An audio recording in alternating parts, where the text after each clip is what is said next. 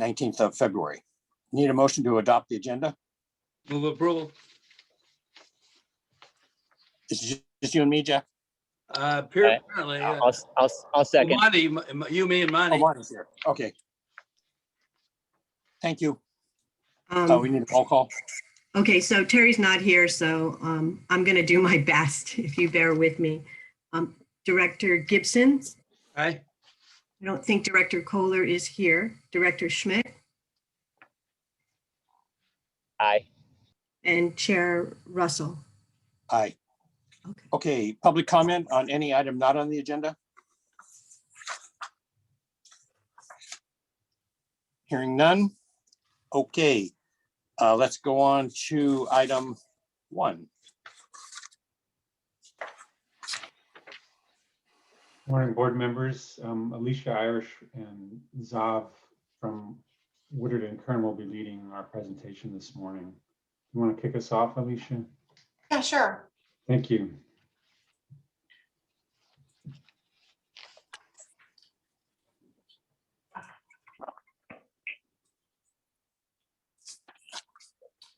Good morning. My name is Alicia Irish, and I'm a senior engineer in the planning department.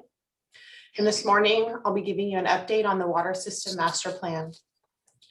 The Water System Master Plan was kicked off in September 2020, and it will be conducting a comprehensive evaluation of our water system infrastructure to determine long-term infrastructure needs and inform long-term capital investments for maintaining reliability and improving operability of our water system. This is a thoughtful, long-term process that will be taking a fresh look at all data and previously conducted studies. And what we're seeing is that there are some potential paths forward that are both cost-effective and have lesser impacts than what we have seen before. These solutions have still yet to be vetted, but this morning we'll be going over an update on our recent work, as well as providing clarity on the next steps forward. And with that, I'd like to introduce Xavier Arias from Woodard and Curran, who will be walking you through this presentation. Hello. Morning. So like I mentioned, this morning we'll be going over a brief background of the project, providing an update on our recent work, as well as talking about our next steps forward. So I think I'll try to cover this in as much detail as we need. First of all, thank you for having me discuss this exciting project.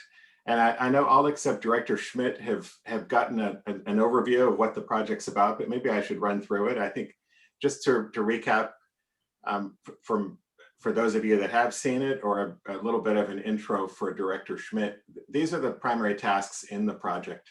And each one builds on the successive one. So these are somewhat in chronological order.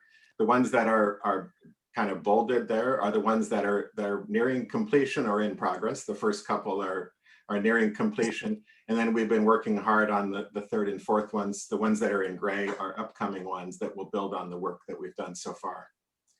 So what we wanted to do is really focus on updating recent activities in each of these with probably more detail on the third and fourth items. But I think it's really important to review what we've done because, as I mentioned, each task will build on successive ones. So of course, we're looking at the decades of studies and prior work, status of existing facilities. That's the first task. And then we're stepping back a little and looking at, well, what should the overall planning and design criteria be? The district has many practices already in place. What we wanted to do is look at those and offer suggestions that they could be tuned up potentially, because you use those criteria to do the next tasks, like you hydraulic modeling, and you look at how the system's performing relative to criteria that you've established. And then that in turn will guide the scope and options for capital improvements, whether it's the Ross Valley storage or the overall system that you see in those grade tasks coming up. So with that, I'll talk a little bit about the review of existing information. If you could go to the next slide, Alicia. So this outlines the key system challenges, and I think that you're all well aware of this. Maybe that some context, though, is that you do have a large and complex system, but it's probably even larger and more complex than you may realize just compared to other utilities. That you've probably become accustomed to the fact that it is in fact complex and large, but for only I say 200,000 customers, you know, that you have 1,000 miles of pipe, over 100 pressure zones. And I come from East Bay Mud, where I worked as the director of engineering for many years. And they do have more pipe. They have 4 times as much pipe, but they have 7 times as many people to basically pay rates and feed into that system. So it's fundamentally a challenge that it's not only California's oldest water system, and as a legacy system, that means not just that it's old, but it's stitched together from a bunch of pre-existing systems. And I know that Director Gibson knows this all too well. I did read the history of Marin. It's a fascinating history, but what that leaves you with is this legacy system where it is patched together remarkably well, and it works, but it is complicated compared to population served. And then number 2, I think, again, probably preaching to the choir here, but you have really more than your fair share of natural hazards. Fire, earthquake, flood, and of course, some of the more recently recognized things like climate change. Some of those work synergistically. So, you know, of course, flood, for example, has always been a concern for California, and that historically there have been huge floods.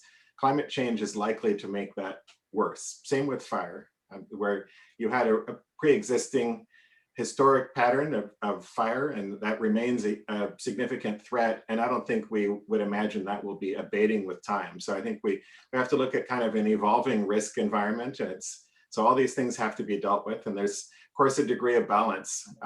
If you invest in earthquake protection, some of those protections will help with these other hazards. Not all of them will. Mhm.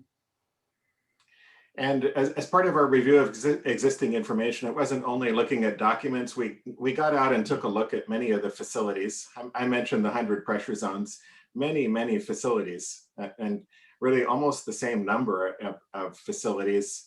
Things like the 100 pressure zones compares approximately to East Bay Muds. It's just that they tend to be smaller in proportion to the quantities of flow needed. But even the little picture here kind of summarizes well the challenges. You know, really postage stamp sized lots in some cases, where I'm sure the water system was there first, and then the community builds up around it, and before you know it, you find yourself almost painted into a corner where you're literally going up these stairs as the sole access to a pump station. And that's just one example. I know that you're probably aware there are many others. And so what that means for our focus is, you know, what capital improvements generally need to be done, which should be the focus of CIP. Some of those grayed out tasks I didn't spend much time on is looking at CIP criteria. How do you know when you're on a sustainable footing to keep the system running forever? And if you're not there, how do you get there? Well, it's a challenge because implementing any one project is difficult. As you know, many projects have been implemented over the years, and each one can be a challenge. Tight site constraints is certainly one of those challenges. So I think these things all conspire against you. So these 3 things I've talked about so far, and I think the result is that it's easy to find yourself with what it says here, a large and growing backlog of R&R projects that you'd like to have completed probably years ago, and some of them are now overdue. The picture that's here is Greenbrae Tank, and I know that is being addressed in the near term, but you can see significant corrosion. Some of those projects are needed just for cost effectiveness. It's probably more about the driver of reliability, to maintain the level of reliability that your customers have come to expect. I think this backlog of R&R does need to be tackled, and we need to figure out a path forward so that once you've reached a sustainable footing, you can stay on it basically forever. Mhm. So that's our take on the challenges facing you. And certainly they're not insignificant. And I think that's one of the drivers for why we're doing this master planning process. Mhm. So I talked about the next task up was criteria review.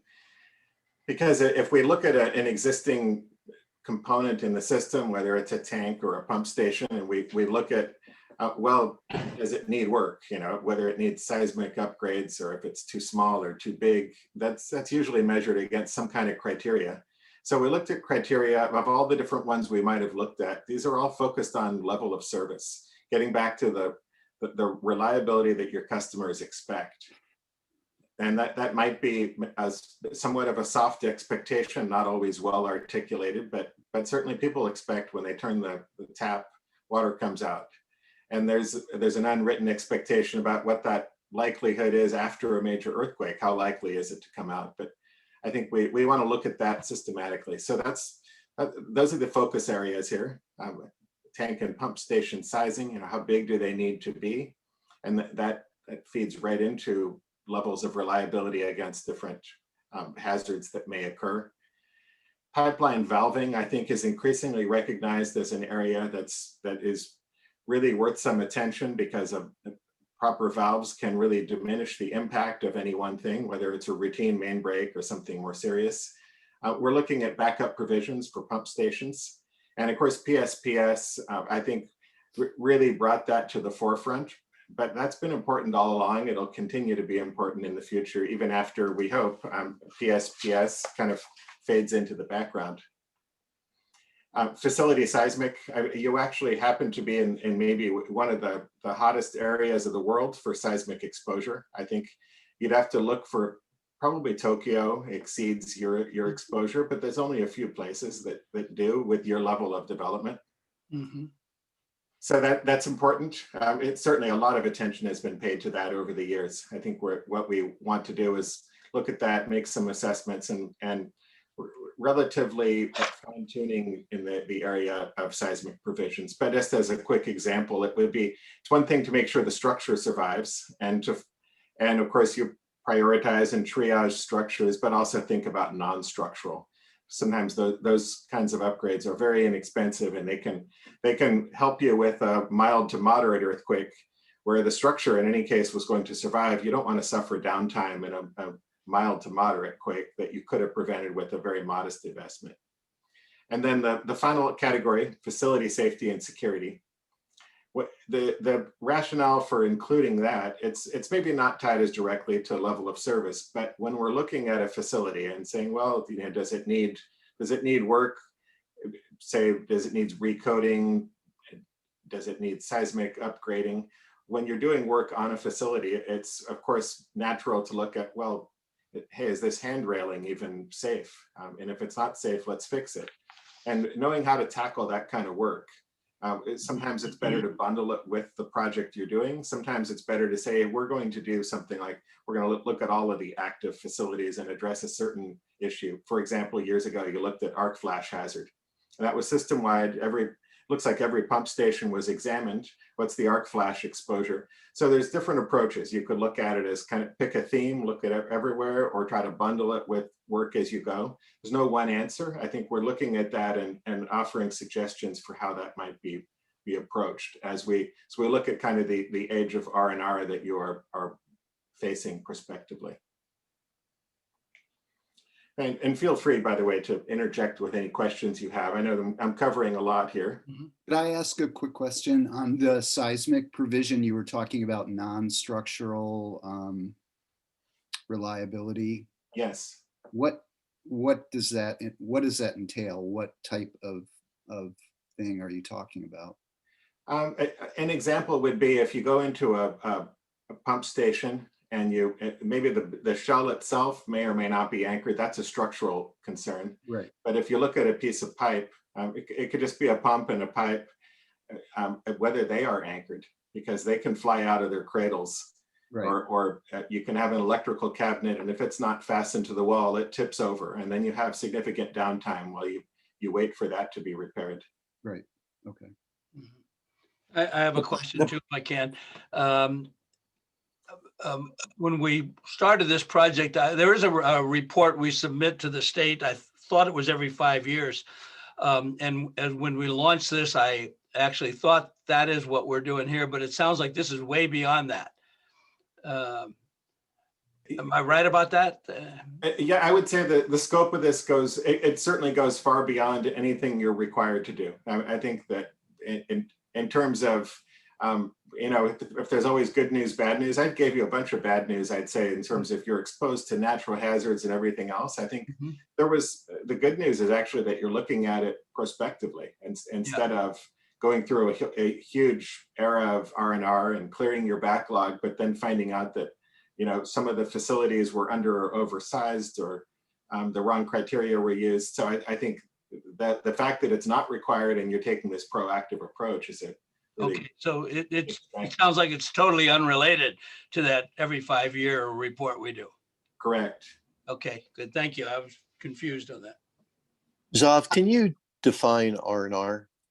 Oh, that's Maybe everyone has it. yes. And that's rehabilitation and replacement. And it's true. Sometimes people would put R in, you know, repair. I don't think of repair as R&R. These are capital improvements. So in terms of a public agency, there's a bright line there. If you repair something, you're using operating funds. And if you do a major capital project, you can use bond funding or things like that. So that's the idea, is you are replacing what you have. I realize your agency, just like the one I came from, East Bay Mud, I think it's built out as far as you want it to be. And the focus going forward is not getting system bigger, just making sure that you can maintain what you have in perpetuity. Well, I'm not so sure about that. I mean, you know, we're obligated to serve the water that's requested. So you're correct. We're essentially built out, but I wouldn't go as far as you just did. A couple of things.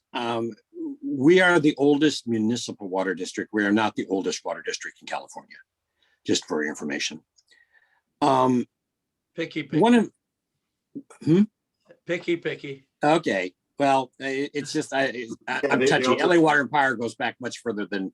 There's plenty to go back. Yeah, and that's fair, since in fact, Silly, I think you were formed in 1912, but you were formed from a bunch of private agencies. Correct. That's true. That's true. But of course, there's all kinds of places like Boulder Creek and all that have all those kind of similarities, including LA Water and Power, and East Bay Mud, for that matter. Yes. So, you know, the problems I have, Zoft, are, and I want to caution you that the way the report that Jack was talking about that you guys did the last time for us ended, I was not happy with. It had a bunch of proposals for future water supply, like do ASR with Petaluma and all this kind of stuff, but no dog work was ever done. They were just ideas thrown onto paper without any backup or any test of interest to see if Petaluma was interested or whomever. So be sure you don't leave us hanging like that with great ideas that have not been run down to see that they're feasible. The other thing is, I used to work in Montgomery, and I was trained that the one thing we didn't want to be was the only structure standing after a major earthquake. That is, then the client turns around and says, oh, well, boy, you sure overbuilt that thing, didn't you? In other words, everything else is flat and we're the only thing standing. So I don't know if that is still applicable today or not, but I got a feeling it is. And I think your optimism on PSPS is way overblown in Marin. We have major high tension lines running through our watershed. Unless we're willing to cough up the cash to underground them, we're going to be facing PSPS, I think, for a very long time. Now, with that said, this year we got by easy. Okay. You know, we didn't have much to do. And we're 1,000 times more prepared than we were with the generators. But the real issue here, it seems to me, and I did a job at Montgomery for Kaiser Steel a long time ago. And one of the things that Kaiser did, which I really liked, was they did sort of a fatal flaw analysis. In other words, they sat down around the table with us and they said, okay, what happens if this happens? What happens if that happens? And you end up defining a critical path of problems for when these occur. Some, you mentioned like the pipes that aren't tied down to the saddles. What I would be hesitant to see us do is take off on a belt and suspenders approach of tying all the pipes down to saddles if they're not really critical. And this kind of analysis that I'm talking about with Kaiser was the kind of thing that lets you arrive at those conclusions. Which pipeline, if we lose San Geronimo, for instance, or we lose the pump station at San Geronimo, what happens then to our water supply? We lose the aqueduct coming in from Russian River. What happens then? It needs to start at those kind of levels and work down, because one of the problems I'm having with your presentation is what's the definition of reliability that you guys are using? I mean, Ben and I had a long talk yesterday about the drought of how do you define what water storage level is the right level going into the next year of drought. I mean, the obvious answer is the maximum's the best, but the bottom line is it 40,000 acre feet? Is it 50,000 acre feet? Is it 65,000 acre feet? What is the number that makes each of us feel happy? And that's the problem of the definition of reliability. What satisfies one engineer may not satisfy another engineer. And so I'm very curious to hear how you're going to define reliability and how you're going to arrive at the criteria to assess it. I can, I think, give you a little bit of a preview. You covered a lot in that. I can see you have experience and have thought deeply about these topics. And I think maybe one quick example, the pipes in the saddles, I completely agree. All facilities are not equal. Sure. Downtime at San Geronimo versus downtime even at a pump station that may be the sole feed to a neighborhood. Just look at the order of magnitude of impacts and how long would it take you to fix it? How much money would it cost to fix it? They're worlds apart. So yes. I think that one of the reasons actually to do this master planning is so that you can somewhat balance your investment. So given that you can't fix all problems everywhere with resources being finite, we may not get the perfect answer, but I think you do want a balanced set of criteria. The reason to true up criteria, you can't prove that the criteria will be perfect, say for reliability, but you do have everybody following the same script. So if you have two engineers and they each go out and assess facilities, we don't want one facility being gold plated and another facility gets completely ignored that might have been equally important or even more important, going to your example, if it's the treatment plant. So it is to try to balance investments. Yeah, and the problem is how to balance it. That's the issue, is how do you set the criteria such that you get that outcome? I mean, you can rub your tummy and just say, okay, this one's more important than that one. I got that kind of assessment. But what I'm talking about is a real assessment where it's done on a cold-hearted, rational approach that looks at the criticality of a particular installation. And I agree with you completely. We are a baby East Bay mud, with the biggest part of the baby being we're only 1/7 the size of East Bay mud with the same number of tanks, more or less, and the same number of pressure zones, more or less. We have fewer treatment plants, which is a blessing in that sense, and more reservoirs than East Bay mud. So we're kind of a different mix, more surface water reservoirs. But your assessment is exactly correct. We have all the problems of East Bay mud with 1/7 of the population and 1/7 of the money to pay for it. Yes. Let me give you a little bit of a preview of how we want to tackle that reliability question. And there's two different kinds of criteria mentioned in the third bullet here. So that one is prescriptive criteria. And that's things like, generally how big should a tank be? How big should a pump be? And those are minimum criteria. If you were starting with a fresh sheet of paper, you would not build a facility that didn't meet at least the bars that we're setting there for criteria. So we can, Sure. we're going to true those up, and that's based, by the way, there is clearly some judgment in there. You can calculate that it makes sense. For example, on valves, if you said that a valve is 90% reliable, and your goal is to arrest a main break by operating the fewest number of valves, you can quantify, well, with that level of reliability, which has been established in the industry, how many feet apart can those valves be if we don't want to put out more than X customers from it? And of course, that scales with, how big is the pipe? If it's a transmission pipe, the rationale for valve spacing is different, but there are quantitative ways to validate it. We're also looking at practices of other utilities and of course, looking at what has worked so far for the district and getting feedback from your own staff about areas where they have concerns, areas where they routinely go beyond your own standards, and understanding why, and should that be codified. Yeah, So be that's careful though, prescriptive. because you're getting into the area of the squeaky wheel gets the grease. And that may not be, just because it causes us problems, it may not be a place to focus on. I mean, it's nice to focus to solve the problems, but it may not be critical to the water system just because it requires a lot of thinking or a lot of physical effort. And I would say we're trying to not just simply parrot things that you're already doing. I think when you look at the criteria we're actually coming up with in each area, there are changes that we propose. So we're looking at it from a variety of perspectives, including whether it's academic studies, what has worked for other Sure. utilities or has not worked. What is Could you define what a valve 90% reliable means? Well, usually that's meant, will it close when you ask it to close? No, I understand where you're headed, but how do you assess that?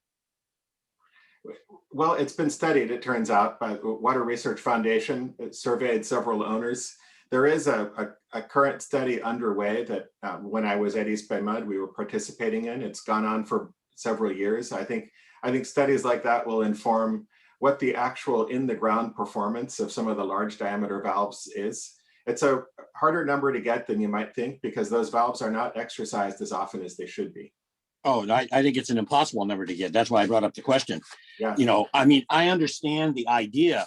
I can understand defining the need for the valve, Right. but I don't understand how you assess the valve. You can assess it statistically and just say, the chance of this working is X. Okay, I got that. But that doesn't really mean anything, and it's not tied to our situation. No. Unless they are actually, is AWRF going down to the level of does Zurich valves have a problem and be aware of them? Or is it talking about 36-inch valves have these kind of problems?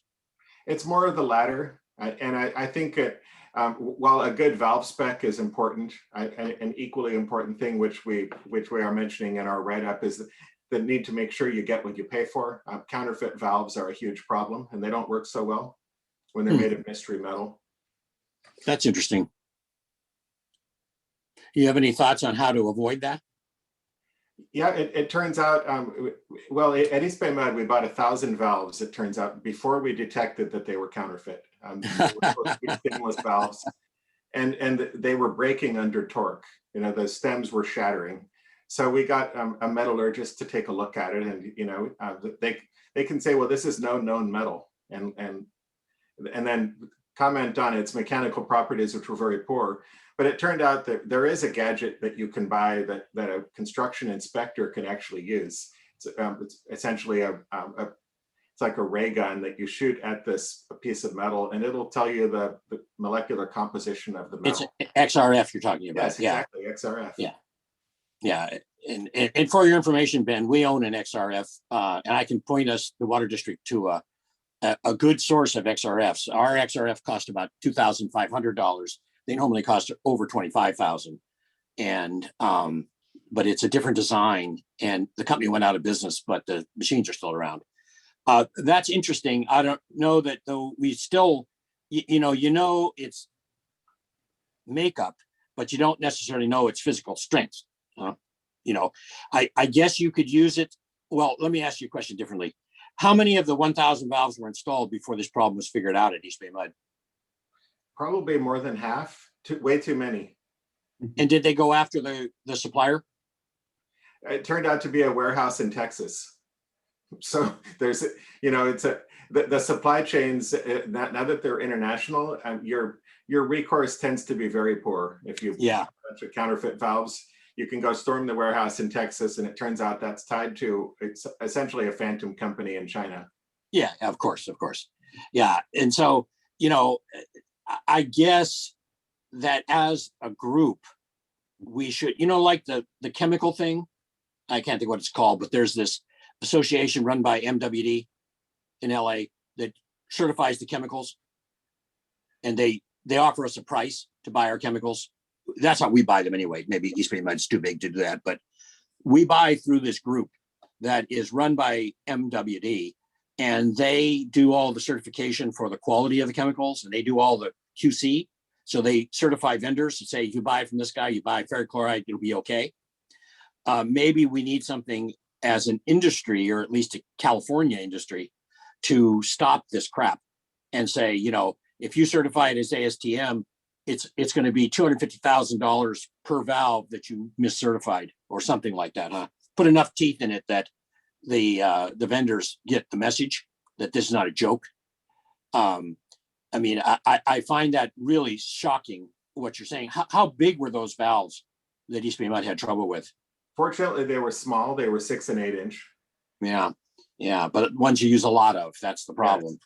Yes. Yeah, Larry, that's really interesting. Larry, what about just establishing some kind of consumer union type third party to certify? Well, that kind of exists without the certification, Larry. We have ASTM that sets the standards, and then they certify, the vendor certifies that they meet ASTM.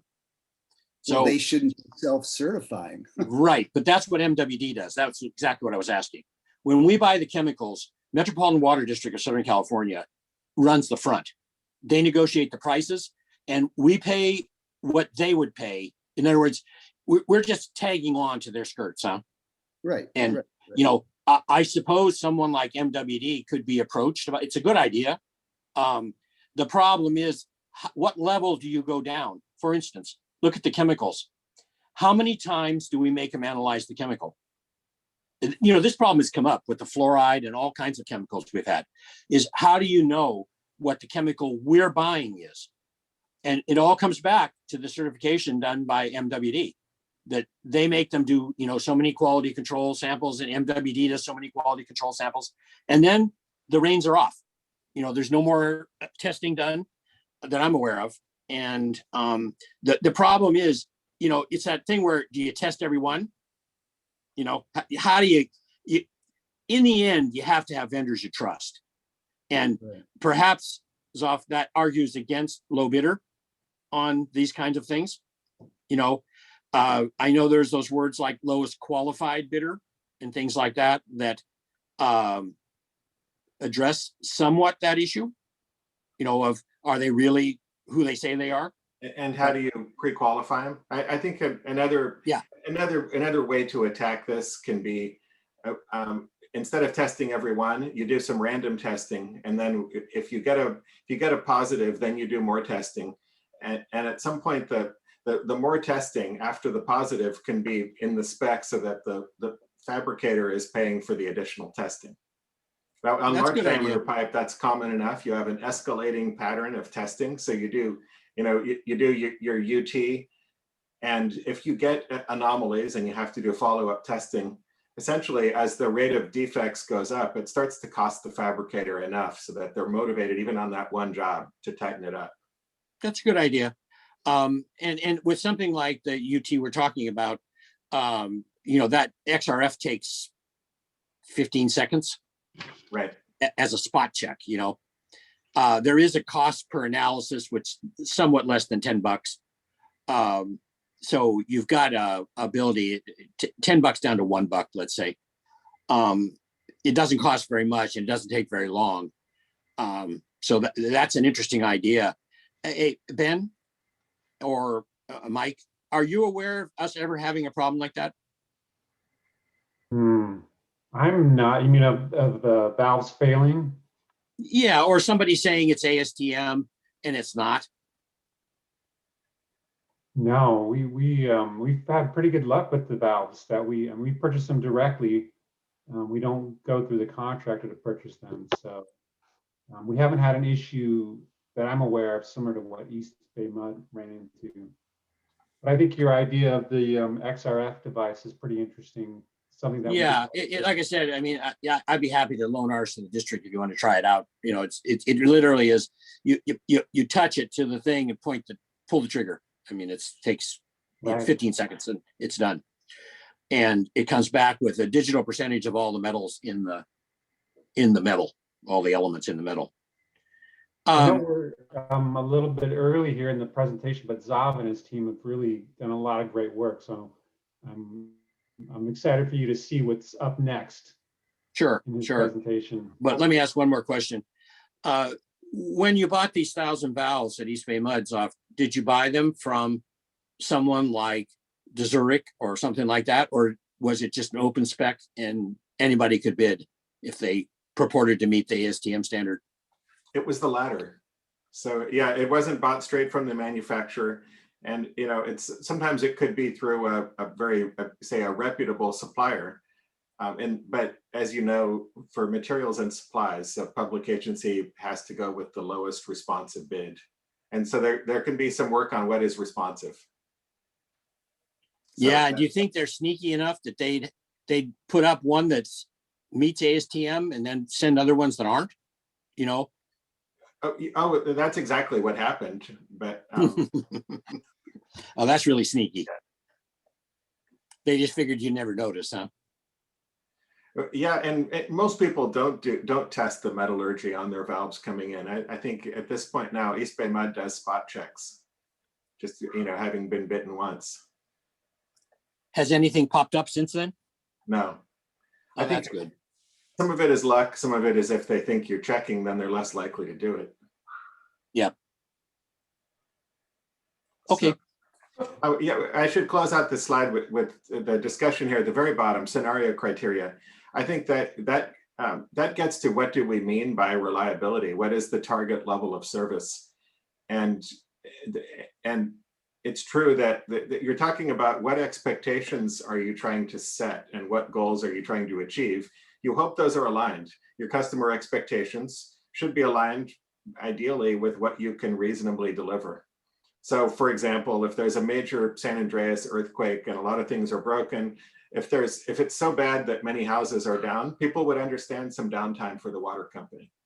That it might take you a while to get every last customer restored, that you'd hope that the high priority things like the treatment plants come back more quickly. And I know that's the goal, by the way. I know that you are doing improvements on those high priority assets. You have permanent backup power going in at San Geronimo. You have seismic upgrades at the treatment plants. That all makes sense to match those expectations that right now are not necessarily formalized with the public, that after a big event, there's some downtime, but there's an expectation, I think generally, that there will be water flowing somewhere soon after the earthquake, and priority things like hospitals will get it sooner. And some houses might wait months to get their service restored. That's not always well articulated at a utility. East Bay Mud, Portland, Seattle, and of course, yourselves are in this boat of figuring out what is a reasonable level of service you could promise after different sorts of setbacks. Looking at the other end of the spectrum, a very modest earthquake that rattles the windows, people probably would be surprised if you said, well, it knocked out 6 pump stations and you're going to be out of water for months because we didn't anchor some pipes. So I think that's why you do want to look at some non-structural upgrades. So there's a balance. Of course, you're aware we still have redwood tanks that are sitting on a non-secured foundation, right? That they're just on blocks. I visited one of those. Yeah, that's good. I mean, they were fine for the time they were put in, and obviously they went through Loma Prieta without any problems. So, although Marin didn't get too much of a shake in Loma Prieta, but we are sitting. You're correct about seismically active, but Marin is sort of unique in the soils and the geology of Marin. It's pretty stout when it comes to taking shakes. It's not San Francisco or even East Bay, Oakland. You know, we have a different situation. So that's a good thing that we skirt around that issue. Could I And ask these criteria would not just take into account emergency response scenarios, but also any kind of planned capital projects that would require downtime of, say, a treatment plant. So these criteria are kind of a full breadth of what we would anticipate seeing over the long term. Cool. Go ahead, Larry. I just been reading about what's been going on in Texas now with water being secondary problem after electricity, and just whether the district has identified critical facilities like hospitals, I would say hospitals, maybe number one, maybe public safety, number two, to ensure continuity of service, because I'm reading in Texas, hospitals trucking in water to flush toilets, hospitals moving people out of ICUs because they don't have water, that type of thing. So I'm just wondering if in our planning, we are, we are identifying those facilities and trying to, harden the service to them. That's an excellent question. In the drought, in the 70 and 90 both, the hospitals run on their own clock. They actually brought in portable water storage tanks and took our water and put it in tanks, Kaiser and people like that. So they were somewhat independent if they had to be. They didn't want to be, but if they had to be. But you trigger an interesting question too, Zoft. I'm not expecting you to know the answer. What's the probability that we could get hit with a freezing storm like Texas just did? I mean, I work a lot in Houston, and normally it's so hot you can barely stand it there. And look, they're down, with temperatures of 15 degrees at night and snow on the ground, and just like us, they think of themselves as temperate, that it's never going to happen to us. But, could we get hit with because I think we would get destroyed in the same kind of weather that Texas is having. If all of a sudden our average temperature dropped to 0 for a month or 3 weeks, we would have freezing problems like it's going out of style. Same problem as Texas is having, because they're just not set up for that. Have you got any feel for that, or are you going to loop weather into it or climate change into your level of service assessment? So I'll take that. That's not quite in the scope of this project, but there is the local hazard mitigation plan that is underway right now, and they will specifically be taking severe weather into one of the hazards and calling that out and looking at potential mitigation solutions to how to mitigate and survive an event like that. Well, the solution's easy. We just all go to Cancun, right? Right. What about wanted to identifying respond- critical facilities and hardening service to them? Yeah, like Director Bragman, I wanted to respond to your question. We do have a list of critical facilities that need a constant supply of water, and of course, as hospitals, dialysis facilities, and there's some customers that we have as part of our emergency response planning efforts. So that's first and foremost as we're coordinating with the county or state, whoever may happen to be in charge.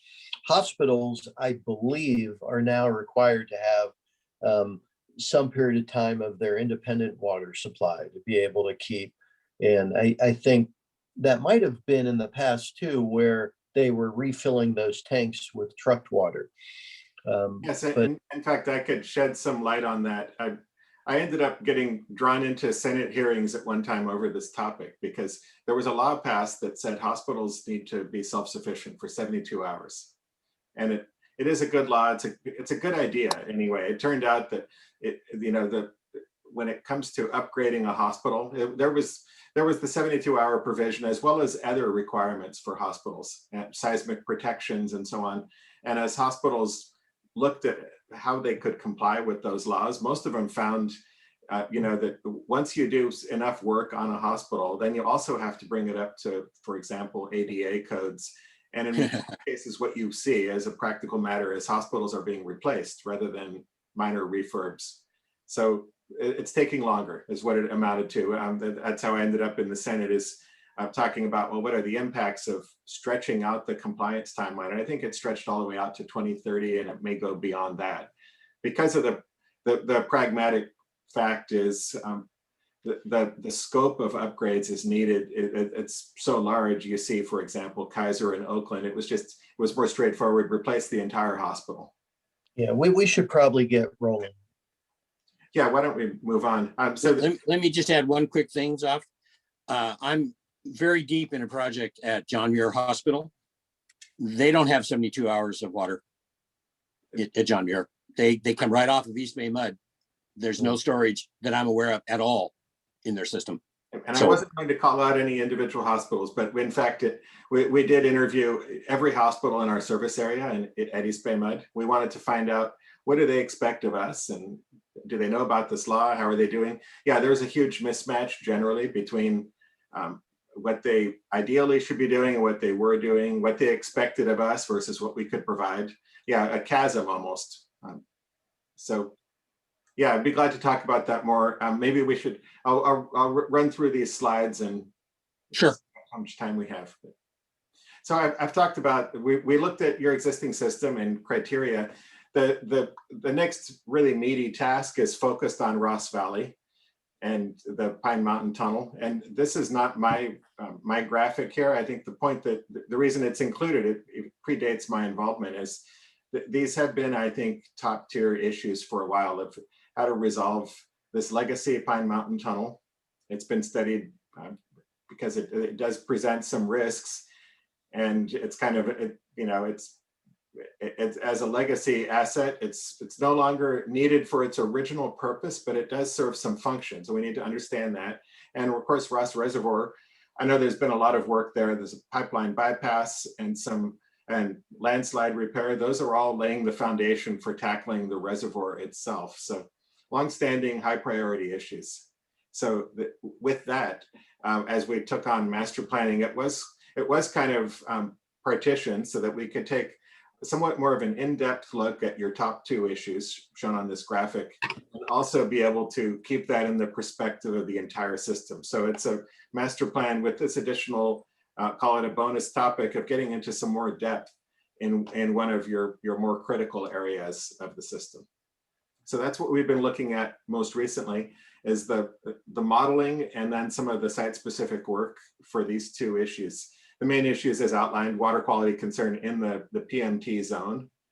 And then the fact that in Ross Valley, very limited storage. And that's been studied over the years. Well, how low is it and how much do we really need? So I'll talk to you about what we've been doing to kind of understand those questions better.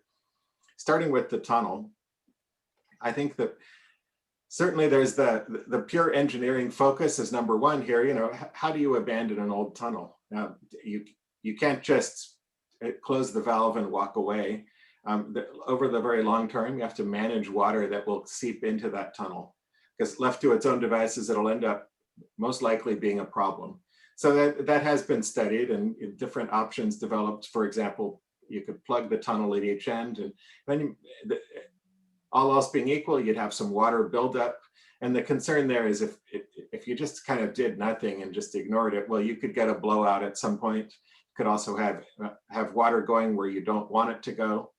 So that has to be understood. Among the options, as a quick example, would be, well, we could either plug both ends, or what would it take to just fill it with cellular concrete? And what that would do is almost restore it to its pre-construction condition and remove that management of water as a long-term concern, but it would cost more. So it's weighing those two things.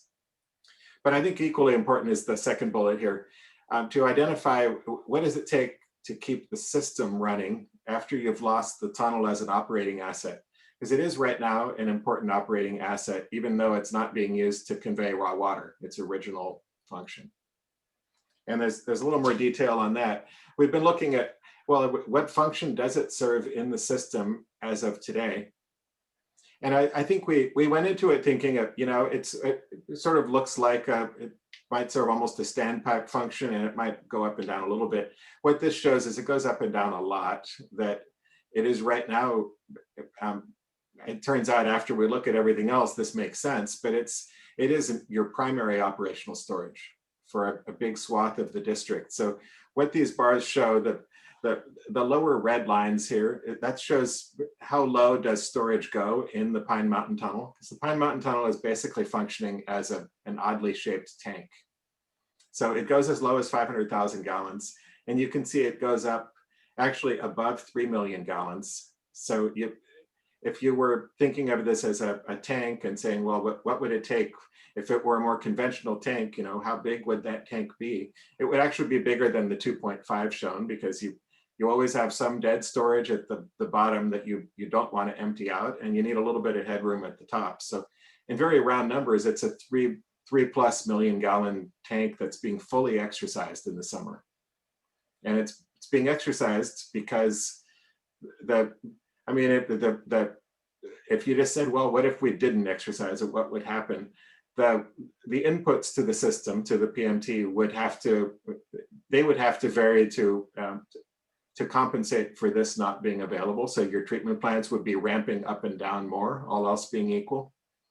And while they're technically capable of doing that, there's a water quality concern with doing so. So I think that we see this operational pattern here because the system's being run to try to run the treatment plants as much as possible at a relatively flat rate. So this can be studied with models as well. So we're trying to do a balance of, let's look at what's actually happening, and then let's model what kind of the idealized view of the system would or could do.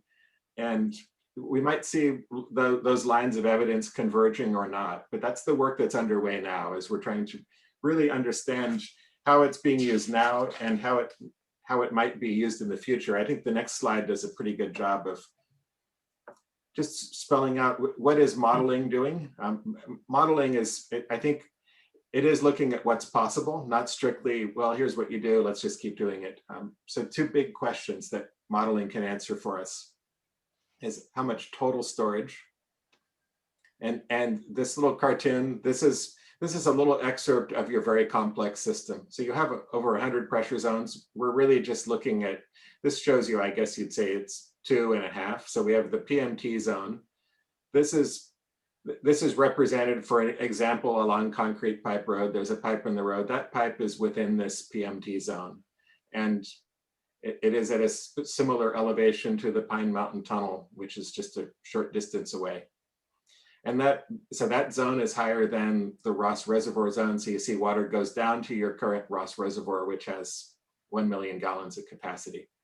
So we want to understand how much storage do you need between these two zones, between the PMT zone and this lower zone, the Ross Valley zone. And then we know that some of that storage, in theory, would need to be in this upper zone. And you might argue with, well, to a degree, having water up high, if it's starting high in general, if you retain that elevation, it gives you options because you always have gravity on your side to route it where you need it.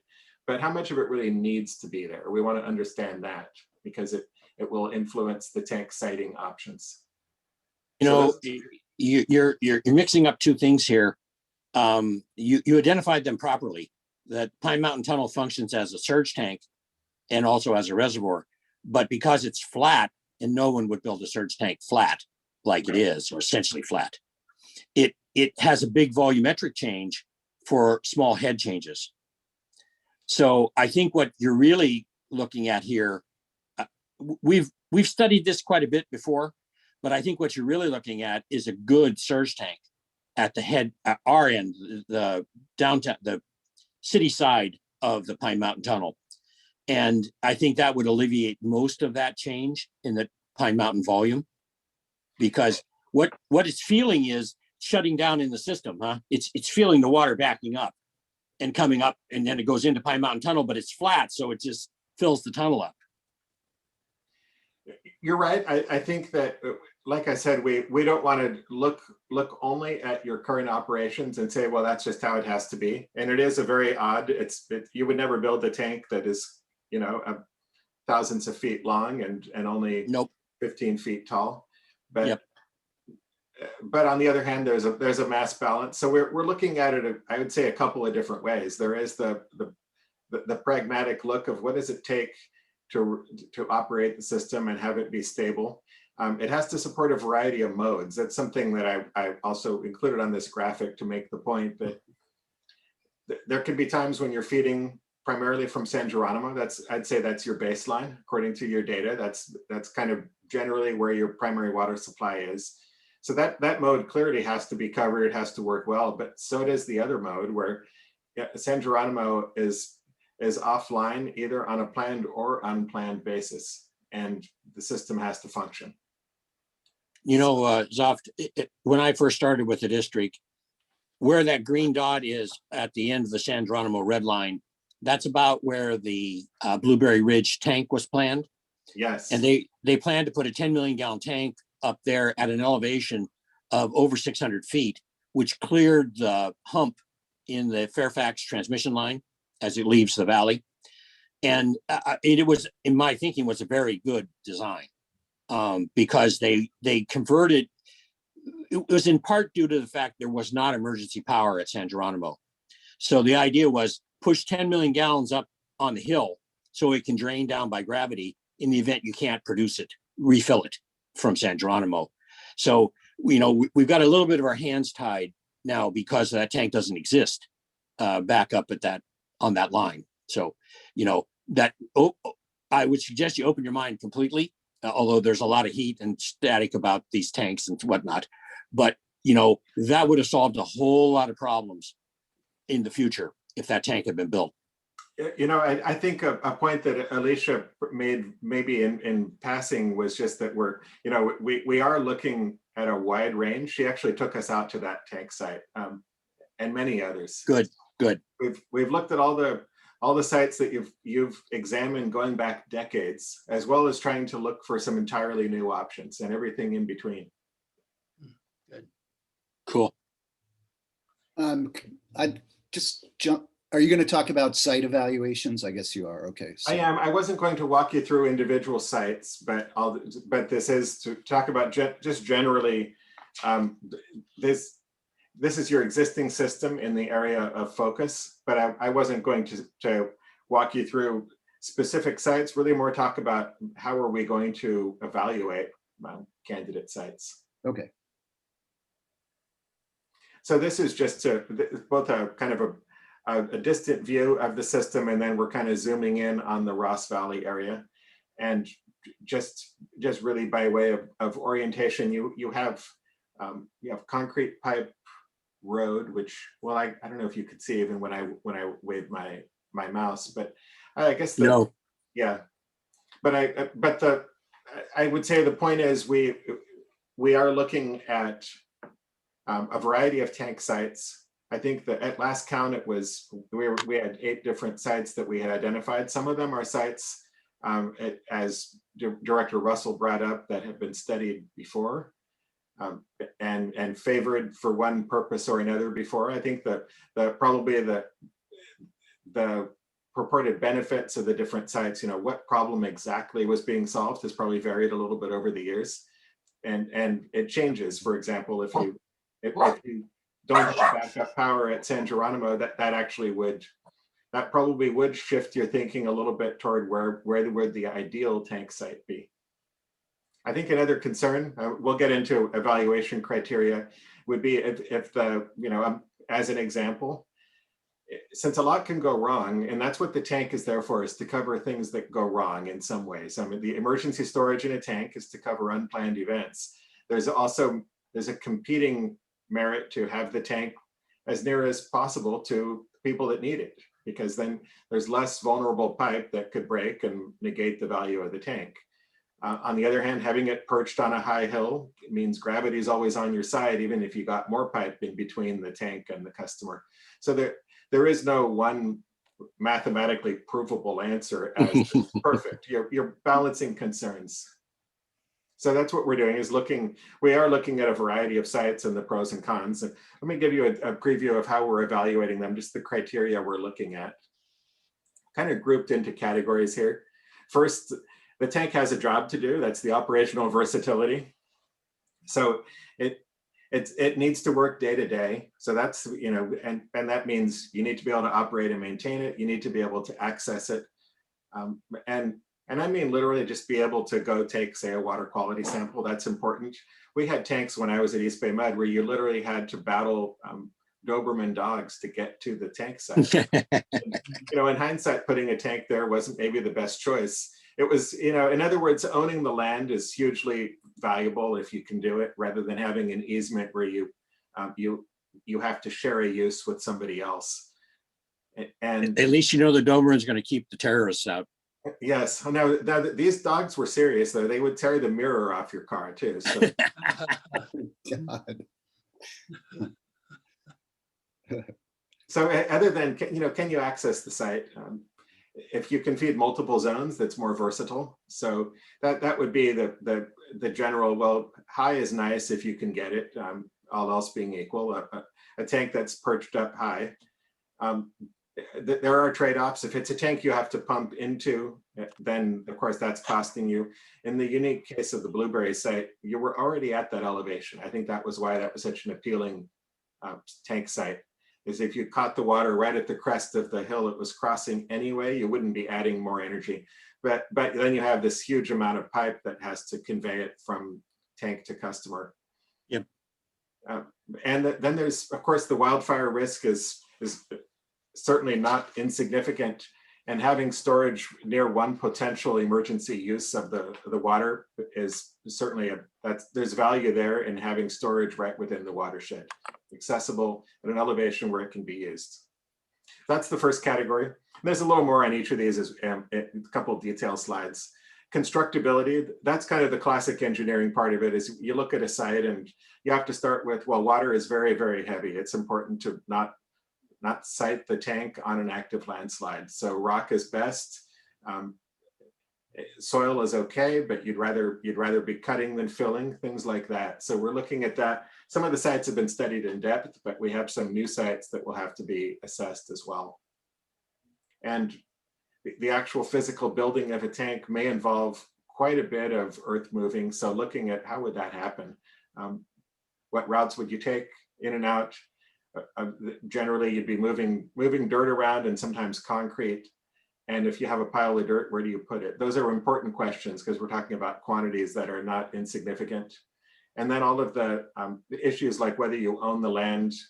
And it's not just a matter of convenience, I'd say, on owning the land. I think if you have two projects that both work and you own one parcel of land and you don't own the other, unless you have a willing seller, you're not even allowed to just say, well, we feel like condemning you. We're going to take your land because we somewhat prefer that project. It really, you know, the resolution of necessity barrier is what I'm talking about.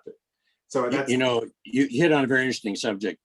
At the University of California at Berkeley, the football stadium is located in Strawberry Canyon, which is not its intended location. They were going to build a football stadium down off of below Shattuck, but they didn't own the land. They had to buy the land, but they own Strawberry Canyon. So they shoved the football stadium, even though the San Andreas Fault or the Hayward Fault goes right through the middle of the stadium, which they knew about.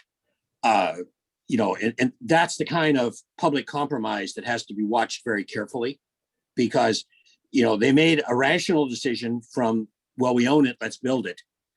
But they put it in a terrible location, which then resulted in a multi-billion-dollar retrofit of the stadium that wouldn't have happened if they had built it down where they originally wanted to build it, but were constrained. So, you know, we always play that trade-off game, as you're much more aware than I am. I'm always been in the private side, and, you know, it's a terrible compromise that sometimes occurs in the public sector of things don't go where they should be. Could I add one comment? Because this is something I looked at with Krishna, and there never was, at least when we looked at it, one answer. Where we landed, or where the plan was to consider putting in two different facilities. The original one was at Five Corners, and then a second one down by Ross. Mm-hmm.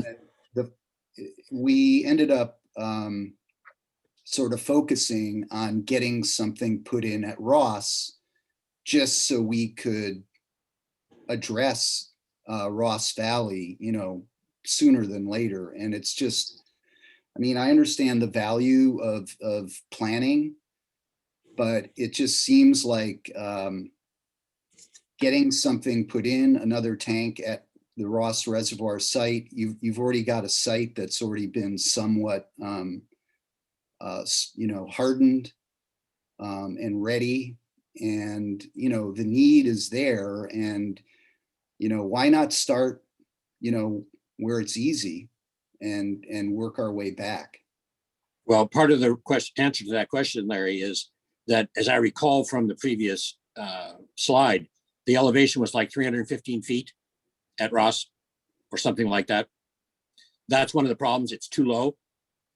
You know, Well, it was too low to spin a rotor. I mean, that was one of the original parts of the plan, was to have a tank at a higher elevation to spin the rotor. And I know there's other operational benefits of having it at a higher elevation, but I'm just saying, since it seems like there's a consensus of getting something down in that part of the system where it's needed, you know, why not get that done? So I'll just jump in briefly. I think part of the intent of this effort is to look at both issues in detail, the water quality issue of Pine Mountain Tunnel and how it's used, and the overall storage needed that would be appropriate for Ross Valley.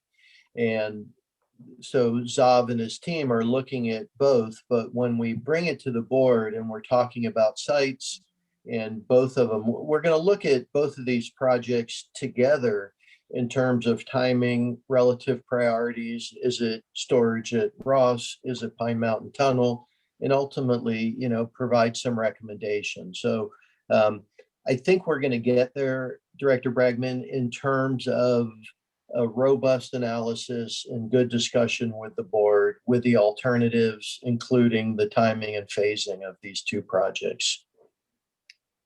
Yeah, I got it. It's just, you know, one of the primary concerns has been having adequate water for wildfire. So, Absolutely. yeah, so that's a little, it just makes it increases the urgency of at least doing some kind of a partial build out. I agree that you know, these, I know these longstanding issues, they should be addressed. I would say all of the groundwork that's been laid, you know, the pipeline work out at Ross, the slide repair, and of course the current planning effort, I think they are potentially dovetailing nicely.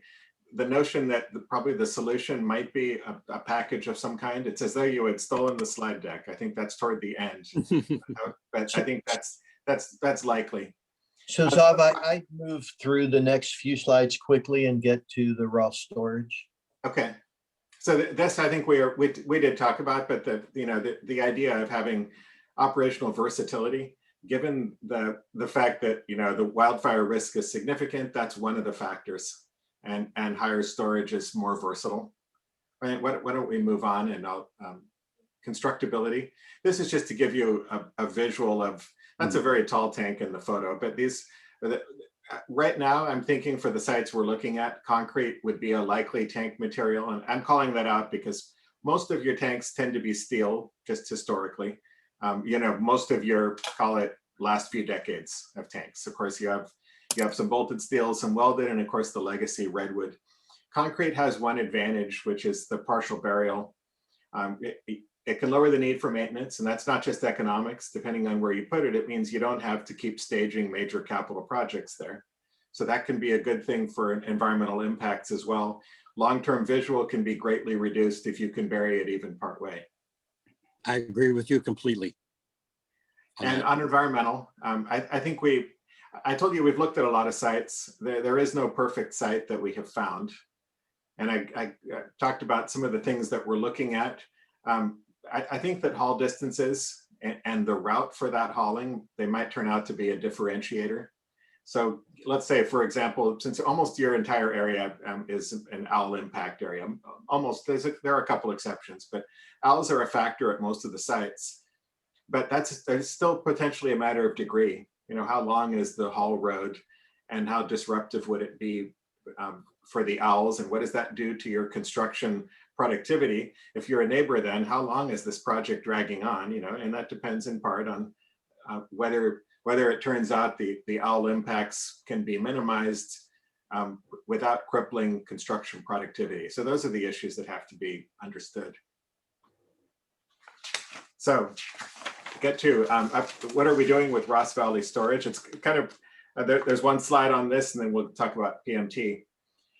So we do have a long list of sites. Like I said, sites you've looked at going back decades, as well as some new ones. I think we want to screen those to a manageable list, a short list of 3 or 4 sites based on the criteria I talked about.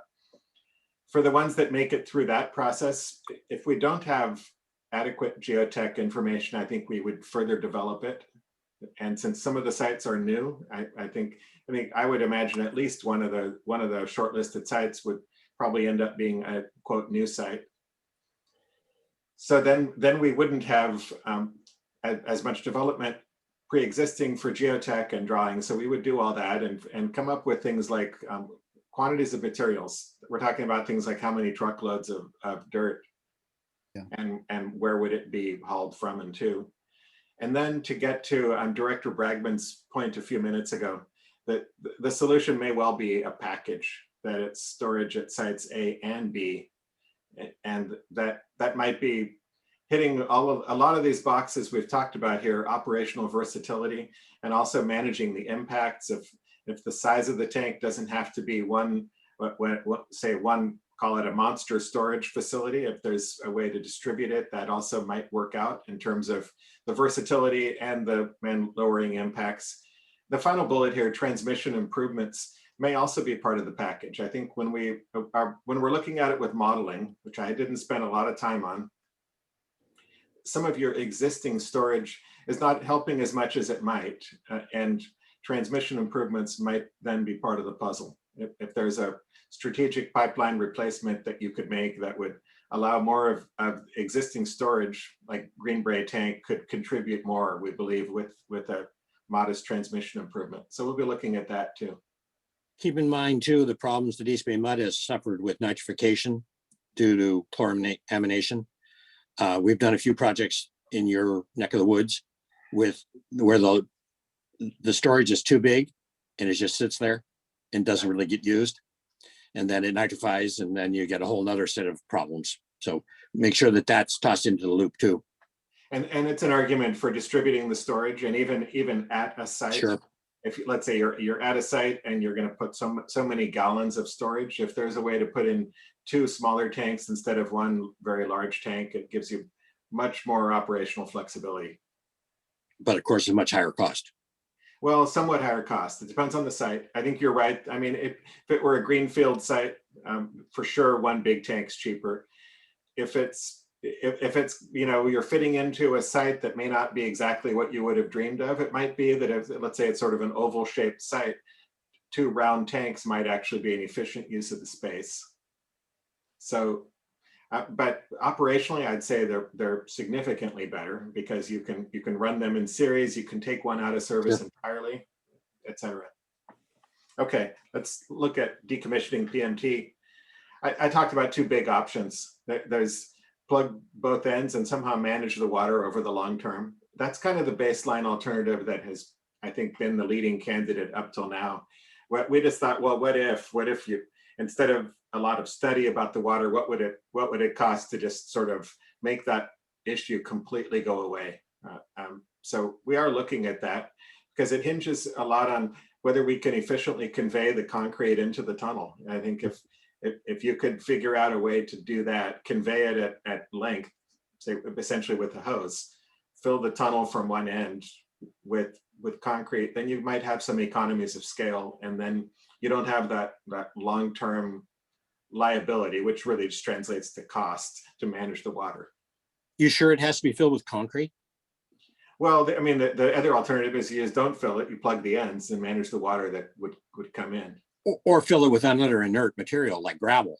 I mean, 2.5 million gallons of concrete or 3 million or whatever that number was. That's a lot of concrete. It is a lot of concrete. So I think it wouldn't necessarily be gravel, but we're looking at, well, what's the kind of, call it the cheapest concrete that would do the job? Yeah, I still don't see the need that necessarily for something that's solid. Okay. I understand that there may be a tummy rubbing value to it, but if you're trying to fill the void, I mean, I think you could argue you just put the soil back in the void. I don't know. Where did the spoils go? Does anybody know from PMT? I don't know.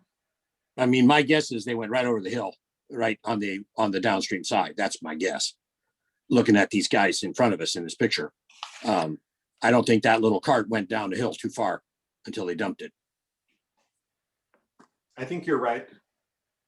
I mean, I've studied many dam sites, for example, and you end up, when you do borings all over the place, then you're wondering, well, where did they stash some material? And you end up finding You find it, yeah. Yes. There's a very funky bridge from Bolinas Road. I don't know if you went to the top of the tunnel, and there's sort of this there's a bridge that's sort of in disrepair to get from Bolinas Road to the top of the tunnel. That is going to have to get rebuilt if we're going to be doing any serious work up there. It's not a big bridge. It's kind of it's a small bridge, but it's falling. I don't know if I've seen it. And Alicia actually did take us to both ends of the tunnel, but we almost needed flashlights by the time we were done. So I don't remember the bridge. Alicia. That's why the bats like it so much stuff. I'll take They don't have to see where they're going. I'll take a picture of it next time I'm up there. I'll send it to Ben and he can send it on to you. It's 15,000 cubic yards of concrete, FYI, something like that. Okay. A lot of concrete. Yeah, it sure is. We just want to talk about the next steps as we move forward. First, we're going to be finalizing our evaluation of the Ross Valley storage and the replacement of Pine Mountain Tunnel and Ross Reservoir. Once we finalize that and develop our short list, like Zav said, we'll be starting our system-wide evaluation. And we plan to come to the board with another update on work completed in this summer of 2021. Sounds good. So that's what we had for you today. I know that there's been a lot of questions asked throughout the meeting, but if anybody's been holding back, now's the time. This is Monty. I'd just like to ask one question. I know this might have made more sense back at the beginning of the presentation, which is the degree to which flood management is an issue that we need to manage for.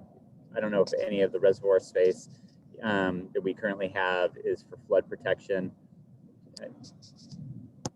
I understand, Money. The reservoirs are on the top of the hills. So I can't really envision that. That's why essentially why we're so popular with the cell phone people is we own the top of every hill because we have a tank there. There's 100 of them. I mean, so the reservoirs aren't going to be a function, aren't going to be affected by flooding, I don't think. And you're talking about the seven raw water reservoirs. Is that right? I am. I'm talking about whether our reservoirs themselves have flood management obligations that cut into, as a function, Oh, yeah. not that they're at risk. Mike may know, I don't believe they have required flood pools and that kind of stuff that the large reservoirs have. We do, of course, work with dam safety to ensure their integrity, because with failures, of course, that would cause some significant flooding in certain areas. Mike, do you have anything else on that? You're correct, Ben. They're not for flood management, strictly water storage. And also, Monty, Flood Zone 9 did a study on Phoenix. So they were at one point proposing to raise Phoenix Dam. So there is a study, and we did some structural analysis on the dam, whether it could be raised, et cetera, et cetera. So that is the only flood reservoir study I know of, but it's there on Flood Zone 9's website. Also, Larry, we offered Phoenix up to be a flood control reservoir. And we talked about at one point lowering its level so that the creek could drain into it, and they would actually peak there to store water. So, you know, we were actually functioning in exactly the opposite sense. And I think that's probably true of most of our surface water reservoirs. There really are flood control devices. Yeah. Okay, thanks.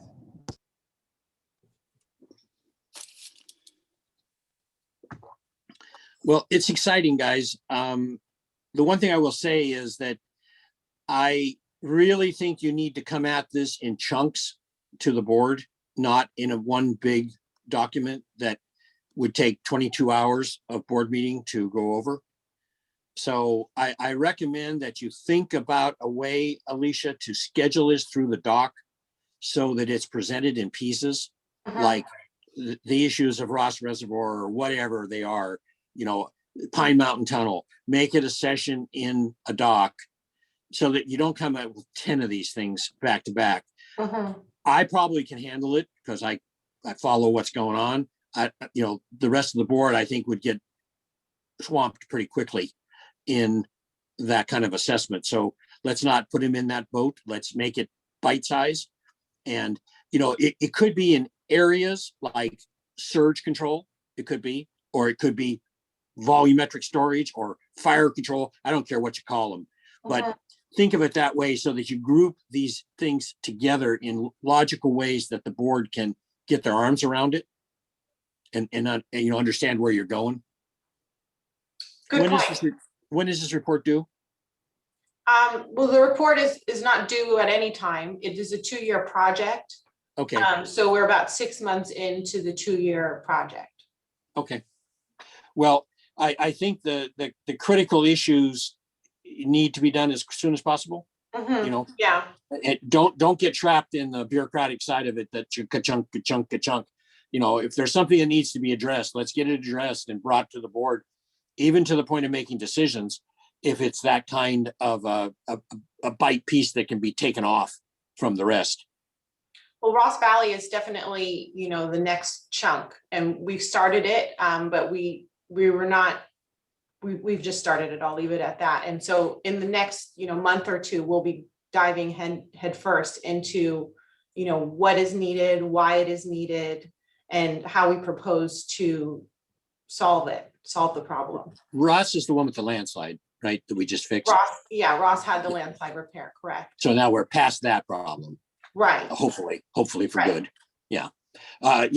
Because I thought we had kind of agreeing with Larry, we'd kind of decided on that, but maybe I misunderstood that about where we were going. What's the status of the pressure from the state? I mean, for a long time, I heard that the state's compelling us to do this, and you know, and all of a sudden they just fell off the chart. Yeah, so that's Pine Mountain Tunnel primarily. We didn't get into it right in detail, but Pine Mountain Tunnel has historic water quality concerns from the state and right from us as well. And the Ross Valley tank, but generally storage in Ross Valley is very undersized for the population and the demand it serves by any measure. So those are the two compelling needs. And of course, Ross Reservoir is quite old.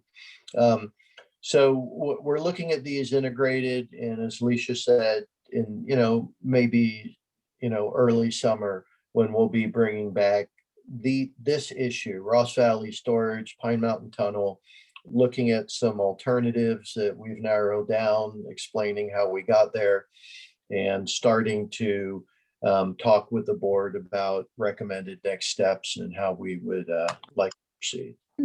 Is there ongoing discussion with the state, or have they just backed off? Well, it must have been about a year ago. I did make contact with the state, and they were pleased that it was a priority issue for the district, for me coming in, and encouraged us to continue to move forward as rapidly as we can. And that was on Pine Mountain Tunnel specifically, right? That's been the longstanding state issue, quite a stack of documents that have gone back and forth over the years. And it, what we're managing it, we do monitor the chlorine residual at the back end to ensure it's safe, but it's not where we want to be or should be. So which is why we called this out. And I think Director Russell and Bragman, you're right that we had a path. And part of this effort is to take a look at the various studies, as I've noted, that have been going on through the years, integrate them, bring fresh eyes, move quickly, and bring a solid recommendation with some alternatives to the board, and really get both of these notably priority issues resolved. Yeah, I mean, Ben, just putting things in perspective, if we were to fill that tunnel with concrete, we're talking about like 10 million bucks just to fill it. That's a chunk of change, huh? Yeah, and I'm with you on that. Of everything we heard today, that feels like a much lower priority than dealing with the water quality issues today at Pine Mountain Tunnel and the insufficient storage in Ross Valley generally. Absolutely. Plus, undoubtedly, we have endangered species bats there. So, Right. Do we have a list of preliminary location sites that could be circulated? I'd say we will in the next several weeks anyway, but Okay. Actually, the map that you had was quite interesting. The quad map, the topo with the sites, that was something I haven't seen before in that format. You know what we may think about doing, kind of building on some of the comments, is bringing back some intermediate work, not waiting until, deep into the summer, and, talking to the board. Okay, we have these sites and we're thinking of narrowing them down to these, and here's why. And really in that kind of bite-sized discussions is a good recommendation. I think also, Ben, we should, after that's done with the board, we should think about a workshop with the public on this issue, because this is NIMBY to the 10th degree. And that's part of what the problem is. So if we're thinking about things, I think we should start fleshing those out with the public so they understand why we're doing it and what we need to do and where we're going, because that caused a world of hurt in the Blueberry Ridge tank fiasco. I think it's a great idea, and I think it dovetails well with what we're doing in the 10-year financial plan too, to help the public appreciate that these investments we're proposing are really, for them to ensure reliable and high quality water continues. I just want to jump in. It's wherever it is, it's going to have real impacts in Fairfax because, all those sites are going to require construction going through up the Loomis Road. So it's going to have real impacts. Yeah, and absolutely. And I think part of our job, Director Bragman, is to share the benefits. And, we just touched on wildfire, but, if folks are concerned, like most everyone is certainly in the WUIs, the notion of having a large new tank there, that's a real deal benefit in terms of fire protection and wildfire and that sort of stuff. So we really will have to be strategic in how we communicate this. Yeah. No, agreed. And the other thing to remember in this is that these are short-term impacts. You're right, they can be very difficult, but they're only for a while during the construction, then it's over. Got it. Yeah, no, I know. I'm just saying, I know. It's going to have impacts. So. Oh, yeah. And that's why we need to loop the public in, not to get them, going crazy on us, but just to think about it, that, we're talking about a construction period of X time. I mean, I'll tell you, when they repaired the pipeline here on Paradise Drive, I anticipated the worst. I expected to get phone call after phone call after phone call after phone call. It's a 2-lane road. So if we're taking up 1 lane, that there's going to be blocks both directions. But the district handled it in a way that it caused no problems whatsoever. And the landslide repair at Ross was similar, huh? It Yeah. had definite impacts on the folks that live there, but Yeah, our no folks problem.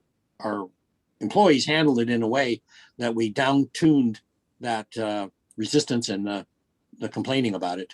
Yeah, It's no, all in advance lots of knowledge, there you go. if people are surprised by it, you'll get a much more negative reaction than Sure. if they know it's coming and they plan for it, and it's not a big surprise. But I think the idea, Ben, that you brought up of doing it kind of in a phased approach as far as, bringing it in chunks, in phases to the board, just so we could have a little bit of foreshadowing of where you guys think you want to go. So, Or even go further, Ben. And actually, with Alicia's answer, there's no real deadline for the report. Maybe this thing should have 5 reports or 8 reports or 3 reports or something. Break these things up into individual documents as opposed to one big lumper document, and just, head them towards with the public workshop occurring before the thing's finalized. So that, we get the people thinking about it, and maybe it's 3 workshops. I don't know, what it's going to take, because there's both sides of this. And with Zoom now, they should be much easier to coordinate than live ones.